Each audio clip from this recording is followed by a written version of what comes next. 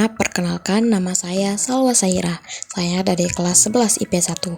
Baiklah, di sini saya akan membahas secara singkat mengenai penggolongan hukum yang ada di Indonesia. Nah, di penggolongan hukum tersendirinya terdapat 6 poin. Yang pertama adalah berdasarkan bentuknya. Hukum tertulis adalah peraturan yang tertulis dan berwujud dalam lembaran-lembaran. Contohnya, Undang-Undang 1945, Undang-Undang dan PP. Hukum tidak tertulis adalah peraturan yang tidak tertulis secara resmi tetapi tetap dipatuhi oleh masyarakat. Contohnya, adat istiadat dan kebiasaan.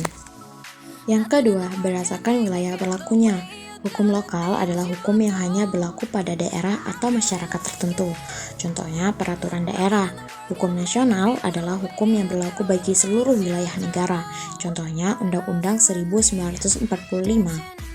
Hukum internasional adalah hukum yang memuat aturan-aturan dalam hubungan antar bangsa. Contohnya, Statuta Roma. Yang ketiga, berdasarkan fungsinya. Hukum material adalah hukum yang berisi perintah dan larangan.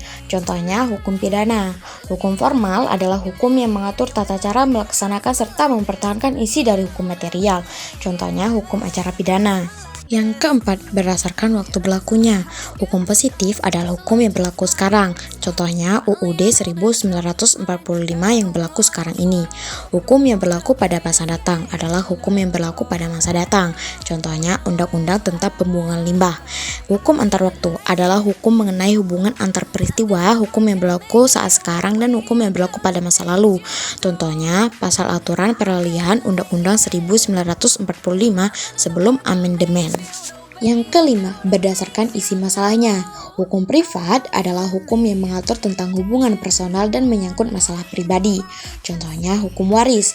Hukum publik adalah hukum yang mengatur hubungan, hukum antara alat kelengkapan negara serta antara negara dan warga negara yang menyangkut kepentingan umum. Contohnya, hukum tata negara. Yang keenam, berdasarkan sifatnya. Kaidah hukum yang memaksa adalah hukum yang dalam keadaan apapun harus ditaati dan memiliki daya ikat yang bersifat mutlak. Contohnya, ketentuan pasal 340 KUH pidana. Kaidah hukum yang mengatur atau melengkapi adalah kaidah hukum yang dapat dikesampingkan oleh pihak-pihak yang bersangkutan dengan jalan membuat ketentuan khusus dalam satu perjanjian yang mereka adakan. Contohnya, ketentuan pasal 115 KUH Perdata.